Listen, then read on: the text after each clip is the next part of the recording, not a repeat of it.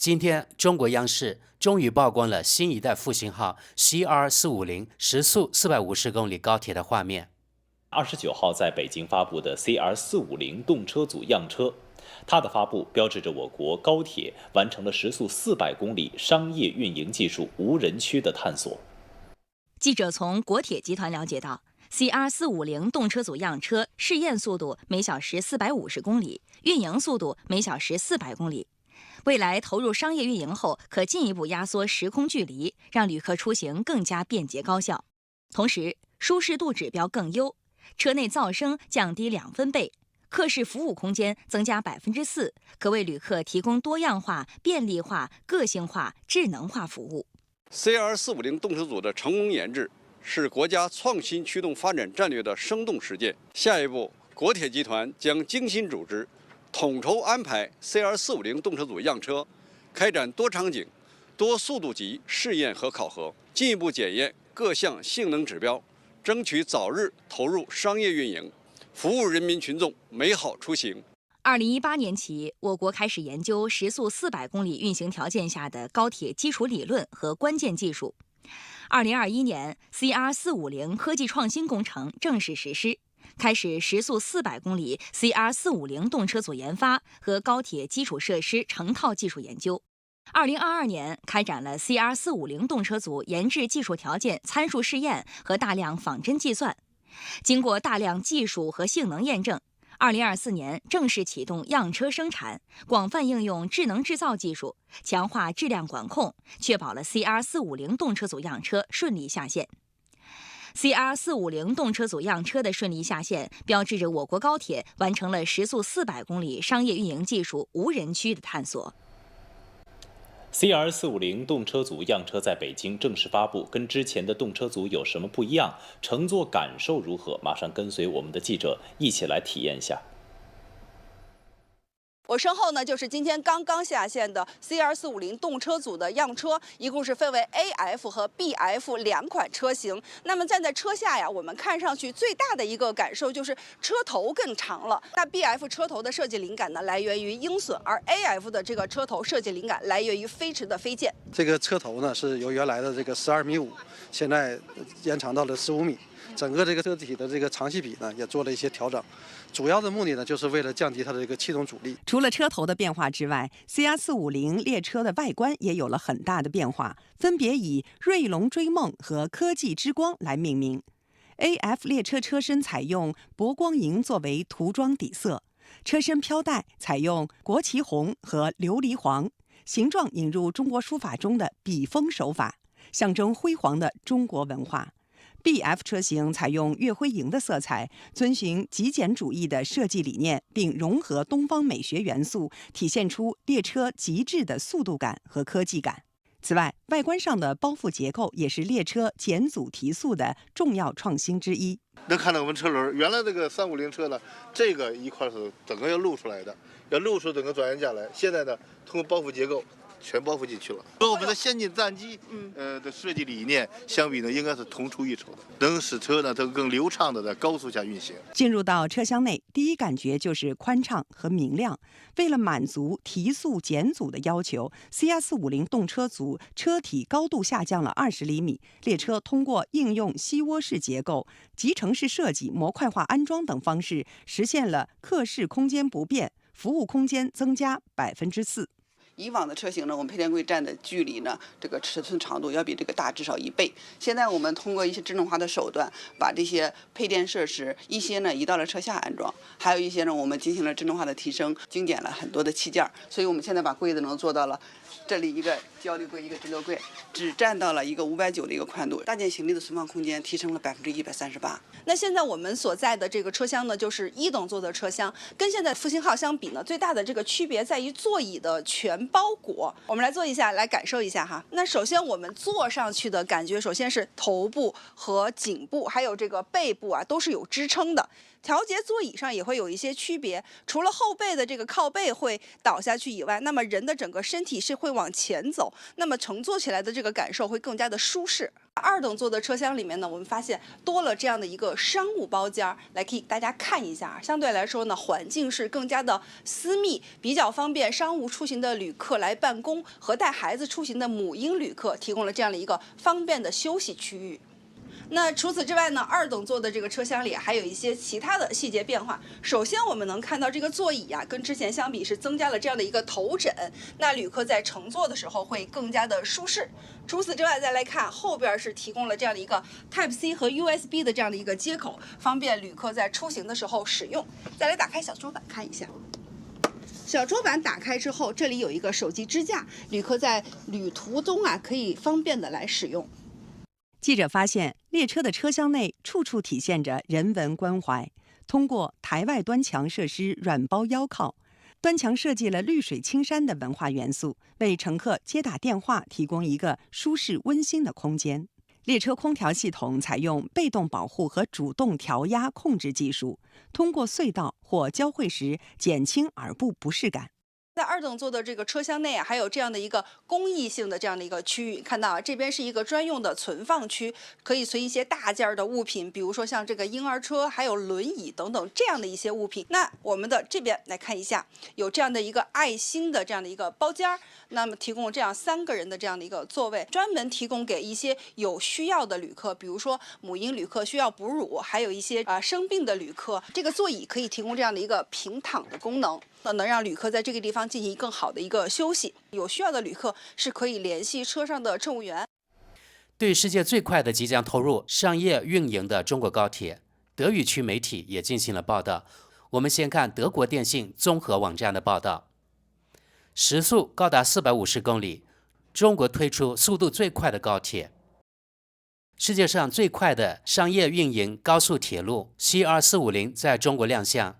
最高时速可达450公里。周日，时速高达450公里的高速列车 CR450 原型在北京亮相。在日常使用中，运行速度为每小时400公里。这将使 CR450 成为世界上商业运营速度最快的高速列车。在从北京到上海的路线上，行车时间可从目前的4小时缩短至2.5小时。德国之士说明，北京到上海1318公里。如果运行时速为400公里，那么2个半小时可开行1000公里。所以怎么来看，2个半小时肯定到不了。我发现中文以及外文媒体根本没有仔细去计算过，最乐观估计3个半小时能到，比现在的4小时18分能节约45分钟左右。据制造商中国中车股份有限公司 CRRC 称，CR450 有2种型号。CR450AF 和 CR450BF 这2种型号都是8节车厢列车，每列列车有4节动车组和4节非动车组，能耗更低，噪音更小。据中国铁路的工程师介绍，与以前的型号相比，运行阻力减少了22%，重量减轻了10%，这不仅能提高能源效率，还能降低运营成本。另一项创新是新型转向架外壳的设计，它能最大限度地减少高速行驶时的空气阻力，加上复合空气动力学的挡风玻璃和轻质材料，列车内应该更加安静，同时提高效率。配图说明列车商务座内部，据制造商称，空间将增加4%，有更大的储藏间和轮椅空间。高速铁路网的大规模扩张。自2008年第一条京津高速铁路开通以来，中国已建成世界上最大的高速铁路网。据中国国家铁路局的数据，目前约有4.7万公里的高速列车轨道投入运营。这样做的目的不仅是为了缩短这个幅员辽阔的国家的旅行时间，也是为了加强沿线的经济发展。技术是关键的出口因素。例如，印尼雅加达至万隆高速铁路于2023年通车，完全采用中国技术。塞尔维亚贝尔格莱德到挪维萨德高速铁路线已运营2年，也是基于中国技术。德国一家 IT 网站对此也做了报道，里面的内容其实大同小异，无非是介绍新一代复兴号 CR450 高铁的设计速度、商业运行速度、能耗、车身重量、车内空间等指标均比上一代高铁有大幅提升。会成为世界上最快的高铁。其实复兴号一直都是世界上最快的在运营的高铁。有少数几条评论，我们来看看。第一条评论：哇，图片看起来非常吸引人，我真想去坐一次。下一条评论：美国也可以有这样的高铁，他们有完美的条件，但由于汽车游说集团的存在，这不太可能发生。我们再往下，这是个跟帖，他说：等等，马斯克正在建造超级高铁，它更快更漂亮。哦，是的，你说的对，这很可能是一个海市蜃楼，作为销售更多特斯拉的便捷，否则加州早就建成公共交通系统了。上帝保佑马斯克不要这样。我们再往下，东西方环境政策的完美象征，西方依靠货运自行车和飞机，而东方依靠电动汽车和高速列车。下一条评论：中国国内航空市场是世界上最大的市场之一，并且仍在强劲增长。欧洲多年前就有了高铁，只是受制于沉降结构无法达到如此极速。例如，西班牙的高铁2006年的时速为403.7公里，在德国，由于基础设施的原因，最高时速只有330公里，而法国 TGV 高铁的速度与之相近。在中国，西门子版的高铁甚至可以达到时速487.3公里。因为与欧洲不同，中国可以建设相当长的直线轨道，不用考虑铁路沿线现有的居民点。继续往下，说到底，时速提高50公里又有什么意义呢？熟悉这项技术的人都知道，这种速度的提升伴随着指数级的能源消耗，因此一般来说是非常不经济的。众所周知，中国人在修建高速铁路时，会对现有的村庄甚至城镇进行改造。反正个人的福祉并不重要，国家说干那就干。如果你被允许参与其中，你会感到自豪。在德国，由于距离有限，这些速度几乎没有意义，但时速300公里还是很过瘾的，尤其是科隆到法兰克福或纽伦堡到慕尼黑这2段客运专线。哈哈。最后我们看看瑞士德语媒体 Watson 的报道，这是世界上最快的商业运行列车，商务舱就是这个样子。世界上最快的商业运行高铁 CR450 在中国亮相，最高时速可达450公里。报道中的文字与咱们最先看到的德国电信 T-Online 的一模一样，所以呢，我们直接看网友评论吧。第一条评论：2015年，日本新干线 L0 创造了时速603公里的速度记录，磁悬浮铁路。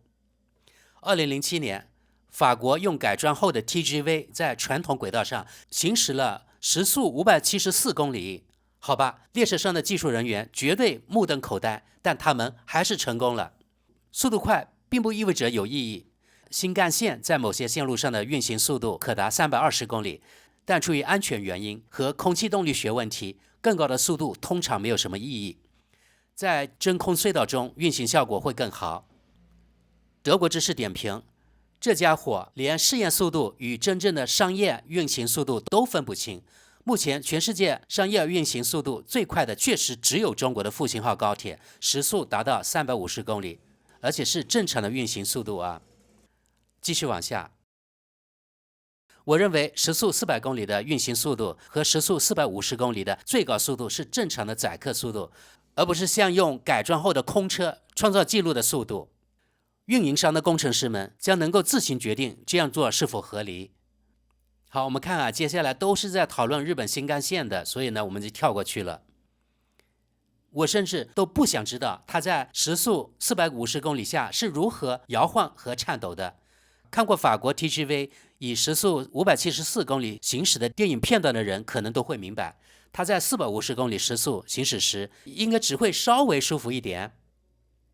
下条评论：以前创新来自西方，而现在我们只培养律师和社会科学家，只处理文本中的特殊字符。中国社会律师与工程师的比例为1:30，而我们社会呢，律师与工程师的比例为30:1。继续往下，我绝对觉得现在的生活比我的祖先更有价值。他们一年365天都在为生存而忙碌，生活不仅仅只有火车。下条评论：北京到上海2个半小时的车程令人惊叹。如果电力不是来自燃煤电厂，整体方案也是正确的。如果火车的价格有优势，谁也不会坐飞机了。继续往下，中国是可再生能源的最大增长动力。是的，他们也在建设燃煤电厂，但中国的趋势也是向绿色能源发展。我们再往下，根据最新信息，燃煤发电厂只能运行到2035年，让我们拭目以待。下条评论：官方说法是他们将在2035年关闭燃煤发电厂，非官方说法是他们会一直运行到永远。这就是中国，没有不加修饰的现实。好，我们往下。文章中提到的中国高速列车网络的加速扩张，与其说是出于经济上的需要，不如说是出于5年计划的需要。因此，不少线路是亏本的。但正如评论所显示的那样，这种做法有双重目的。它有助于提高中国的 GDP， 从而给人有经济活力的假象，给投资者留下深刻印象并吸引他们。是的，他给那些再次认为中国比我们领先几十年的头脑简单的人留下了深刻印象。我们再往下，也不是所有的瑞士铁路线路都有利可图，更不用说邮政巴士线路了。这不是公共交通的重点。在中国，声誉不仅是吸引投资者的一种屡试不爽的手段，无论是在中国、法国还是非洲的莱索托，这样的工程壮举总能给人留下深刻印象，而不会立刻让人精神恍惚。下一条评论：但中国人走在我们前面了，我们欧洲人不顾大局，在细节上闹翻了。德国本来也拥有磁悬浮列车的尖端技术，但由于一次事故，磁悬浮技术在汽车之国被抛弃。上述5年计划为中国指明了方向。在能源战略方面，我们本可以采用同样的做法，但瑞士人却唠唠叨叨地想要新建核电站，而时代已经朝着可再生能源的方向驶去，中国正快速赶超我们。我们再往下，这位玻璃心的网友跟帖说：那就搬到中国去吧，享受集权监控、审查制度和社会信用评分系统，但要小心，不要对中共政权说一句批评的话，否则你的分数将不足以买到高铁车票。不，这个中国没有走在我们面前，也不是我们的榜样。我们再往下，不，我不打算搬到中国，因为我喜欢我住的地方，但并不是只有一条路。多向中国学习将使瑞士以及欧洲受益。我想说的不是社会积分制度，而是高瞻远瞩的国家战略管理。更多的人性化肯定也需要。下条评论：欧洲对亚洲的傲慢一脉相承，在我们的帮助下，中国在技术上领先于我们。就铁路而言，这可能微不足道，但是没有任何一个国家能建造如此多的现代化海军舰艇，没有任何一个国家拥有适航的第6代战斗机。中国有2架，美国整个西方都被甩在了后面。这些都是地缘政治的事实，将来可能会变得令人不快。或者说，是否有人觉得美国海军会冒着核战争的风险来保卫台湾？当然不会，中国有的是时间。下条评论：中国仍然有勇气解决像瑞士一些那样的重大项目。即使我对瑞士地铁感到高兴，但我至少希望看到日内瓦到伯尔尼到苏黎世再到圣加仑以及巴塞尔经过伯尔尼到维斯普的高速铁路。下条评论：在中国，大型项目更容易执行，因为1. 当地居民反对的机会少得多；2. 只有共产党才能决定实施哪些面子工程；3. 没有关于此项目是否有意义的政治讨论。这一切是否值得？仁者见仁，智者见智吧。下条评论：遗憾的是，中国的情况通常是假象多于现实。真正盈利的高铁线路屈指可数，大多数都是亏损的。虽然基础设施建设得很快，但往往质量低劣。豆腐渣工程因为大量被指定用于扩建的资金被挪用了。不要总是盲目照搬中国政府的公告，每一家中国企业，每一个中国项目的背后都有国家的直接支持。这类火车是官宣了，但它能兑换承诺吗？我对此表示怀疑。下一条评论，你去过中国，甚至坐过中国火车吗？你会大吃一惊的。继续往下，我住在东南亚，我坐过中国制造的火车，与西方国家的相比，中国制造的火车简直就是灾难，更不用说那些没有经过欧洲国家质量控制测试的产品了。你去过中国吗？没有政府的保护？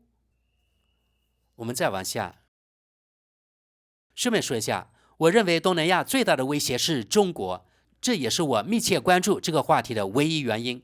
嘿，这关系到我的新亲戚，因此就像所有事情一样，并不是所有事情都是坏事，但是要小心。我们再往下，中国最好的是人民，只要他们不是中共党员。中国最糟糕的是政权和他犯下的无数反人类罪行。下条评论，在过去20年里，我去过中国大约40次。当然，不是所有的东西都是最棒的，但请看看我们的火车吧，或者苏黎世到慕尼黑欧洲城际列车，或者德国铁路，或者英国的火车，或者大多数欧洲国家的基础设施。我绝对不喜欢中国，也将其视为一种威胁，但这并不能改变他们正在取得巨大进步的事实，而我们欧洲却越来越失败。对我来说，磁悬浮列车是一个象征。我体验过时速431公里的磁悬浮列车，而在它的发明国德国，让人无语啊。下一条评论，如果你是独裁，那你就只管建设，没有发言权，没有法庭程序，没有赔偿，只需在地图上放一把尺子，画一条直线，那么一切都建好了。当然，火车永远不会跑到450公里，这只是中国国家公关。西方人头脑简单，否则票价将过万，才能为这一切提供资金。下条评论，先读后写，列车运行时速为400公里。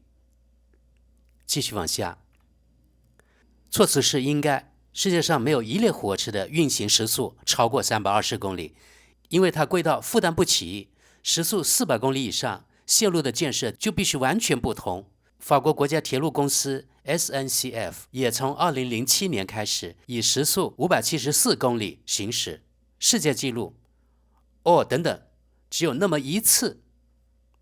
我们再往下，中国甚至有这样的例子，从上海机场到市中心的磁悬浮列车设计时速为430公里，投入运营后不久，我就在这条线路上体验了一把高速运行，但在运行了较短时间后，不出意外的发现经济损失太大，现在它以时速350公里运行。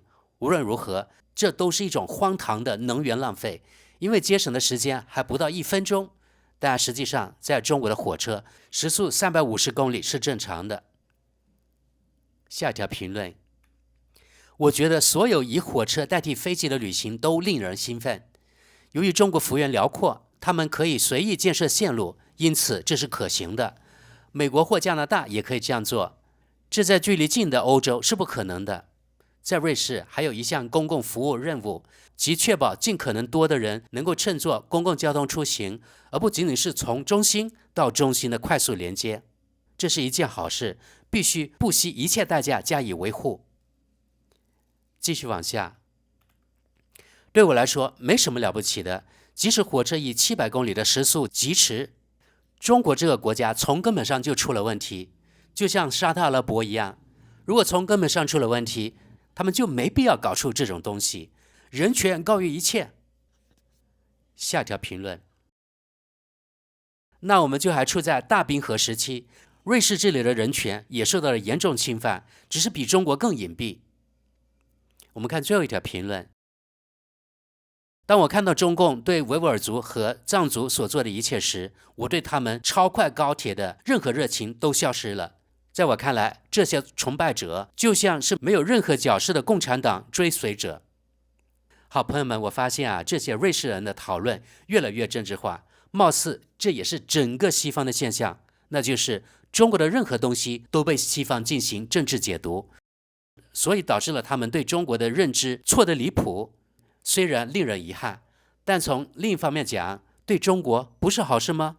公元前500多年，《孙子兵法》就告诉世人，知己知彼，百战不殆。而这往往是西方欠缺的。